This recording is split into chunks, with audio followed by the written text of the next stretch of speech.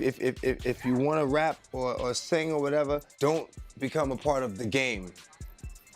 You know what? Listen to a song I called The Industry. And that pretty much explains, you know what I'm saying, what it's like. Every day, new allegations pop up about Jay-Z, and the buzz on the streets is that it's only a matter of time before he gets the same treatment Diddy is now facing. With all the drama surrounding these powerful figures, it's the perfect time to revisit how two legendary industry heavyweights, DMX and Pimp C, tried to sound the alarm about Jay-Z years ago. Yet it seems like anyone who ever tried to expose the truth either ended up dead or labeled crazy. So here we are again, asking the question, is Jay-Z involved in some shady dealings? DMX, who had ongoing beef with Jay for years, wasn't shy about throwing shade. He spoke openly about how the game changed when Jay-Z took over as president of Def Jam. Suddenly, artists who didn't fall in line or follow Jay's rules started to fall off, or worse. A lot of the love I had for wanting to be a part of the industry is not there anymore. I don't even associate myself with the industry, you know what I'm saying? I'm not an industry artist. I'm an artist in the industry.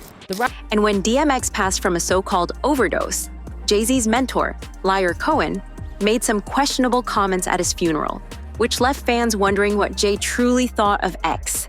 But let's not forget Pimp C, who passed away in 2007 under highly suspicious circumstances. Many believe his death wasn't as natural as they made it out to be. Before his tragic passing, Pimp C was getting bolder, warning people about the darker side of the industry, and particularly about Jay-Z. He was talking about how those in power were doing more than just making music.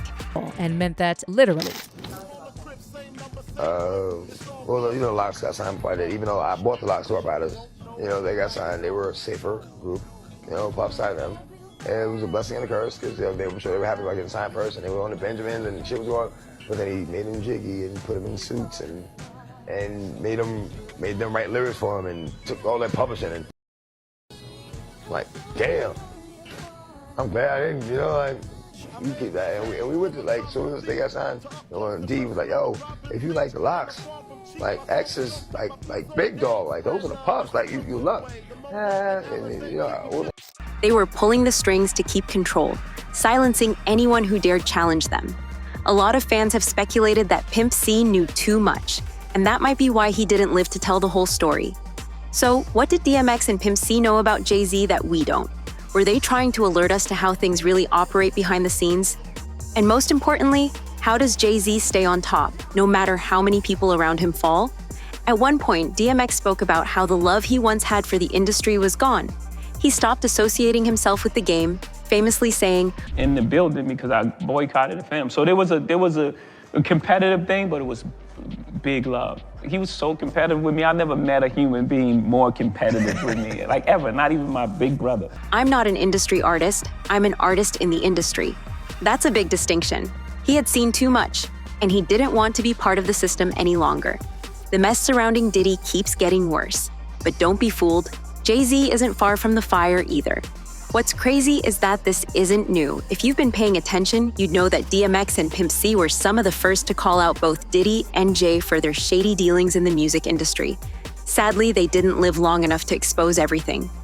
What happened was, you know, like I said, I had the crazy track record, Def Jam, everything was good. You know, I go to do the 6th album, and, you know, Jay-Z became president. Over. Yeah. You know, when he first got the job, he hit me with the call like, yo, dog, inmates is running the building, like, yo, you good? Finish the album, shoot the video. What happened? Vacation and, you know, we don't know. What you mean you don't know? How do you listen to a whole album, pick a single, shoot a video, then don't know? A resurfaced interview with DMX has him talking about how Diddy took advantage of his artists. While some fans took it as a metaphor for financial exploitation, others are convinced X meant it literally, suggesting Diddy was doing far darker things behind the scenes. And here's where things get even more twisted.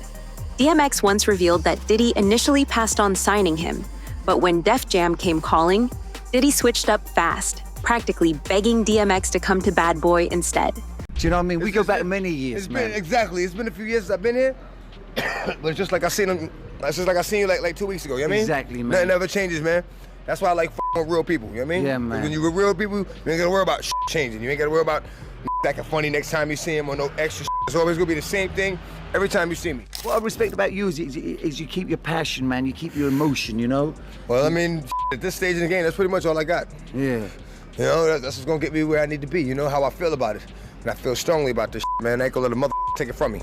But X wasn't feeling that energy. He'd already heard rumors of shady things happening at Bad Boy and wasn't interested. Now let's talk about the drama between DMX and Jay-Z. While Jay publicly paid his respects after X's passing, those who were close to DMX know there was always distrust. Jay-Z may have painted their rivalry as all love, but DMX saw it differently. Back in 2004, when Jay took over Def Jam, DMX's sixth album, Year of the Dog, again was met with sabotage. X believed Jay was pulling strings behind the scenes to block the album from getting the same attention as his previous ones. Fans have long believed that Jay saw X as competition and tried to push him out of the game. What really kicked off this drama? It was Jay-Z's so-called retirement. Jay wasn't ready to step away from the rap game, and if he was going to make a comeback, he needed to eliminate anyone who might challenge him, DMX being at the top of that list. X realized that Jay-Z was willing to step on anyone to secure his spot, and that's when DMX decided to leave Def Jam for good. But that's just scratching the surface. DMX had serious trust issues with Jay, and they stemmed from Jay's connections with shady industry elites. Unlike Jay, who thrived within the system, DMX wasn't willing to bend or sell out. He wasn't afraid to call out the dark side of the music business, and that made him dangerous to those in power. Pimp C, much like DMX, also wasn't shy about speaking up. His suspicious death raised questions, especially considering his beef with Jay-Z over the track Big Pimpin'. While the song became a massive hit, Pimp C never cared for Jay's energy, and word on the street is that Pimp was far from impressed. He famously suggested giving the $1 million check to Tupac's mom instead of working with Jay, and the tension only grew from there. Jay heard everything, including Pimp's slick comments, and let's just say they were never on good terms after that. The craziest part? Despite Big Pimpin' blowing up, Pimp C wasn't impressed. He didn't see it as a big deal and didn't want to work with Jay again. But things get even more twisted when you bring in Jaguar Wright, an industry whistleblower who's been claiming that Jay-Z didn't just sabotage Pimp's career, he might have even had a hand in Pimp C's death. Wright has been out here saying Jay lined up people like Big L, Dame Dash, and even Pimp C, systematically erasing anyone who threatened his position. And get this, Pimp C's family home mysteriously burned down right after his death, and there's been no real investigation. Sketchy, right? To give you some more context, in December 2007, Pimp C was staying at a hotel in West Hollywood. He was supposed to catch a flight home, but after his wife couldn't get a hold of him, hotel staff found him unresponsive. The official cause of death was heavy lean use combined with sleep apnea, but many people, including Pimp's manager, felt something was off. The room looked messed up, and there was blood, raising questions about what really went down that night. So, with all these suspicious deaths surrounding Jay-Z and Diddy, from Big L to Aaliyah to Pimp C, what do you think? Is there more to these stories, or is it all just wild conspiracy theories?